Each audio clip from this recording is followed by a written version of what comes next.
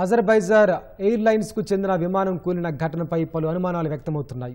ఈ ప్రమాదంలో 38 మంది ప్రాణాలు కోల్పోగా ఘటనకు సంబంధించిన వైరల్ అయిన దృశ్యాలను చూసిన నెటిజన్లు కుట్రకోణం ఉందని ఆరోపిస్తున్నారు.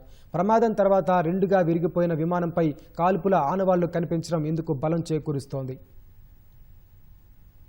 అజర్బైజాన్లోని బాకు నగరం నుంచి రష్యాలోని చెచెన్ ప్రాంతానికి చెందిన గ్రోజ్నీకి ప్రయాణిస్తోన్న విమానం కజకిస్తాన్లోని ఆక్టావ్లో బుధవారం కూలిపోయింది. పక్షి ఢీకొనడం వల్ల పైలట్ ఎమర్జెన్సీ ల్యాండింగ్ కు ప్రయత్నిస్తుండగా ప్రమాదం జరిగిందని రష్యా ఏవియేషన్ పేర్కొంది. అయితే ప్రమాద దృశ్యాలను చూసిన నెటిజన్లు మాత్రం పలు అనుమానాలు వ్యక్తం చేస్తున్నారు. ఆ సమయంలో రష్యా ఉక్రెయిన్ మధ్య దాడులు జరగడమే అందుకు కారణం. దానిని ఉక్రెయిన్ కు చెందిన డ్రోన్ గా భావించడం వల్లే రష్యా ఎయిర్ డిఫెన్స్ వ్యవస్థ కూల్చివేసినట్లు అనుమానిస్తున్నారు.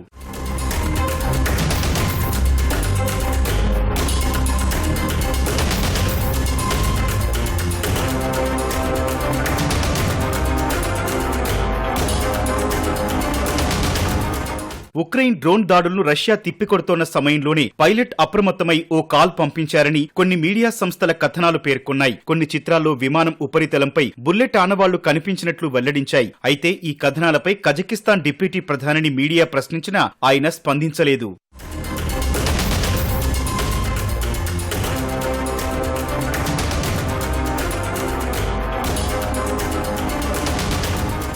బుధవారం క్రిస్మస్ సమయంలోనూ ఉక్రెయిన్పై రష్యా దాడుల ఉధృతి కొనసాగింది. ఆ దేశంలోని పలు విద్యుత్ కేంద్రాలను లక్ష్యంగా చేసుకుని 70కి పైగా క్షిపణులు 100కు పైగా డ్రోన్లతో దాడులు చేసింది. ఉక్రెయిన్ అధ్యక్షుడు జెలెన్స్కీ స్వయంగా ఈ వివరాలను వెల్లడించారు. రష్యా ప్రయోగించిన వాటిలో బాలిస్టిక్ మిజైల్స్ కూడా ఉన్నాయని తెలిపారు. తాము 50 క్షిపణులు పలు డ్రోన్లను కూల్చివేసినట్లు వెల్లడించారు. రష్యా అధ్యక్షుడు పుతిన్ ఉద్దేశపూర్వకంగానే క్రిస్మస్ రోజు భీకర దాడులు జరిపించారని జెలెన్స్కీ ఆరోపించారు.